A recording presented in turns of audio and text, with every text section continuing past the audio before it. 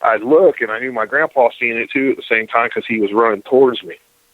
And as this was going down, he got to me, picked me up with one arm, and slung me through the truck cab. And the only thing that stopped me was the other, the passenger door. And he jumped in and said, "That's not of God, son. That's not of God. We're getting out of here." And he jams that thing, and we're tearing up out of the woods. And it's a good 2-3 mile run out of the woods onto the hard road, from where we were. And he's bottoming the truck out, tearing it up, and I've got my head buried in my hands because I was like, "Oh my God, he's going to break the truck down. We're going to die." Because that thing's going to kill us, And when we finally made it up to the hard road, he drove around for a good while and didn't say a word, and then he pulled off. And he said, "Son, we better not tell anybody about this because folks are going to think we're crazy."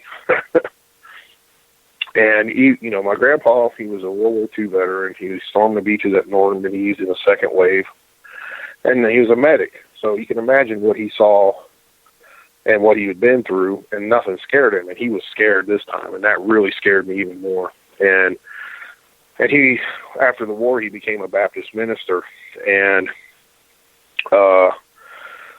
so he didn't want his, parishioners thinking that he was nuts, because talking about we seen a large, hairy, man-like creature running through the woods throwing big rocks at us. So we never said nothing for years, about it. And it really changed me. It scared the living hell out of me. I didn't go in the woods for quite a long time after that. I don't blame you. I don't blame you. And so, it really, but at the same time, I really wanted to know what the heck it was I saw. So I started, searching local libraries, newspapers, magazines, and lo and behold, little by little, I started seeing articles that were out there. Because at that time, I was 13, I never even heard. I heard stories of the wild men in the woods around here, but I didn't know what a Bigfoot was. Never heard of the Patterson-Gimlin film, none of that stuff. And I said, that must be what everyone talks around about out here is these wild men and everything. And it's freaking real because I know I saw it and it was real. And people all around the world are seeing these things. And I'm not crazy, because I started finding more and more about it, this type of creature being seen all around the world. And that really started me off on my search for answers, when I was a real young fella back in those days. Well, I know that it would get your curiosity up. Now, did you notice any weird stench or anything like that? No, it was too far away for any of that. I mean, it was a good, like I said, 60 to 75 yards across the other side of the river. And what I knew it was, we knew it wasn't people because that side of the river is very rugged and very steep. And it would be a really hard trek down the mountain on that side to get down to the river, So it made sense that could have been anyone playing a joke. There's no way a regular-sized man, or any man for that matter, could have thrown a rock that big that far, So, and the way this thing screamed, and it echoed down that hollow, it's very deep, very rural, very rugged, and the way that voice that thing had carried, it sends shivers to my spine to this day. I had nightmares for years over that, and it really changed me a lot in a lot of different ways. So, well, I believe you 100% because I was I've been in radio most of my adult life, and actually I had my amateur license at 12 years old. But my other passion was photography, and I took a break out of radio. I know I'm going to repeat to the listeners that listen all the time. But a friend of mine, we used to go out and take pictures. He was just finishing his internship. He was a medical doctor. And he came in, he goes, we're going to open up a practice. And I want to do a road trip before that. It'll be my last road trip for a long time.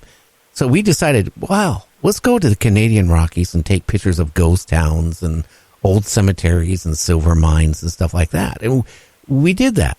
We went and found a Japanese internment camp where they held prisoners during World War II out in the middle of nowhere, in the Canadian Rockies. I mean, the closest thing was like a little store. It was like 15, 16, 20 miles away from it. So it was secluded. And it was a 2-lane road going where we're at. and we had to take a side road to, maybe a couple miles in as best we could till we couldn't drive anymore. And then we had to walk in 2 miles to where the internment camp was. And we found some old mining equipment. We found what was left of a building that was collapsed. And my friend, there was a creek there. He goes, "Look at that huge bear."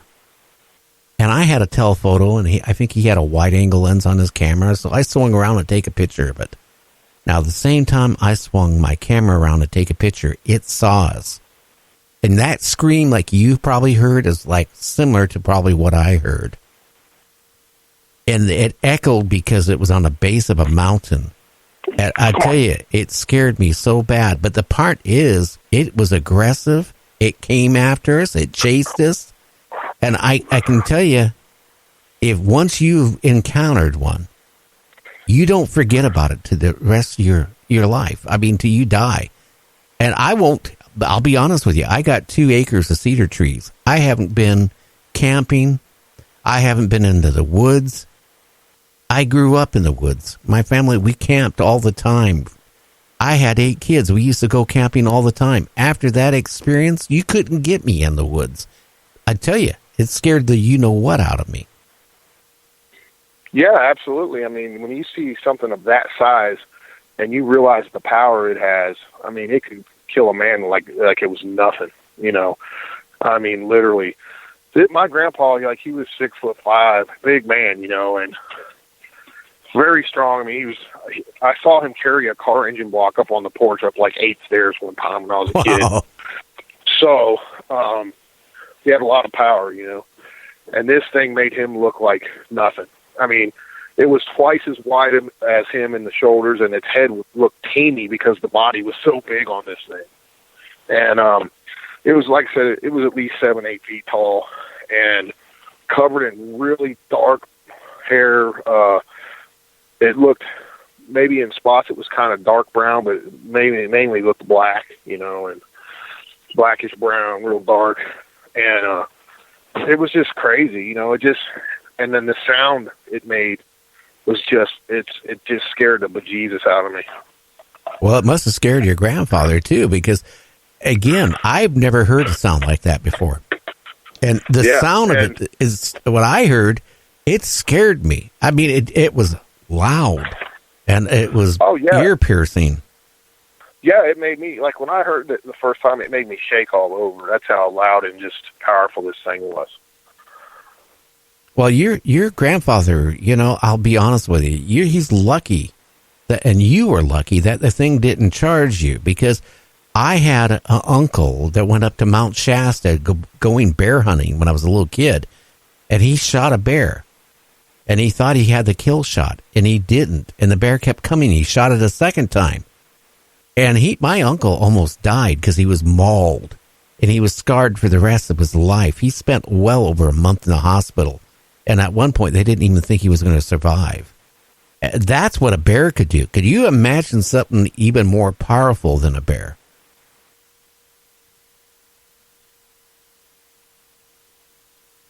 Uh-oh. Are you still there? James, are you there? Yeah, I'm here. Yeah, I think we just lost him. Daggone Skype must have No, lost I'm him. here. I'm here. I cut out for a second for some reason. Okay. Are you on Skype You too? got me? No, I'm on phone.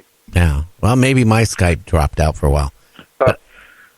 Yeah, so the good thing is it wasn't a rifle that he had. It was happened to be a single shot shotgun with bird shot or squirrel shot in it or something like that. And even at that distance, if he even would have hit it with anything, it would have just peppered it, So, because from my standpoint where we were standing, we couldn't see the thing when he started shooting. He was just shooting in the general direction that the noise was coming from over there. And then I think when he saw it, he never fired another shot. He just came running and got me, and we were out of there, So, it was pretty just, it almost felt like a dream to some extent, because you don't believe what you just went through. That's how crazy it was. And if that makes sense. Oh, it does. And, and then I had, like I said, I had nightmares for several years after that, and I was scared to death to go in the woods, and it took me a long time to get the courage to go back in the woods. And I started out by going with friends and stuff and going to regular type campgrounds, no deep woods, backwoods stuff. And then as I got older, I went, I was in the Air Force and everything. So I, rebuilt my confidence and everything. But I still don't go in the woods without a big gun. So what do you think, Dave? I get all these people on my show that, go out looking for Bigfoot. And I ask them, do you carry any type of protection? Oh, I got a 6-inch or 4-inch knife. Do you have any? I got a 9mm. And I start thinking, and I'm going, you know what? That's like taking a BB gun. I'd be scared to death to go out. Not just if you ran across a Bigfoot. I don't know what type of other animals you have. Up here in the West Coast where I'm at, you got cougar, you got mountain lions, you got bear. Mm-hmm. You got to worry about all those. And, we have all of that too. So cougars, not as much. They're here, but not like they are out west. And, because they were pretty much hunted to extinction around here. But there are a few still that linger, and we do have a very large black bear population here in West Virginia. As far as big animals, that's about it. We have elk and deer, of course, and a lot of rattlesnakes and different things like that. But, you should always have some sort of protection, in my personal view, in the woods, because you never know what you're going to run into, Oh, yeah. And, a lot of people, I get a kick out of it, because I had this one guy wanted to come on my show, Dave, and he said he was a Bigfoot hunter. And I know James is going to start laughing because I know he knows the story. The guy badgered me for a long time. I want to come on your show. I've done a lot of research on a hunter. I had 20 years of experience. And then, just before he was going to come on, I said, okay, well, where have you actually went out and looked for Bigfoot? Oh, Gary, no, I researched it on the internet. I've never been out and looking for one. I need Dave to think that's funny. That's the case a lot of times nowadays. These people claim to be hunters and researchers and everything, but what they actually do is they sit at home and at a computer. They don't go out in the field, and they think that qualifies them to call themselves that, which, whatever. You can research how you want, but there's still nothing like going out interviewing eyewitnesses, going to the scene of the sighting, and getting out there and seeing if you can capture anything similar to kind of validate what they have, what they experienced and whatnot, and see if you can find any physical evidence as well. Yeah, well said. Now, hey, we need to take a 2-minute break, so don't hang up. I'm going to put you on mute for a second. We'll be back with Dave talking about Bigfoot, monsters, and, well, what it's like to be, an investigator in the paranormal. So stay tuned. You're listening to Night Dreams Talk Radio.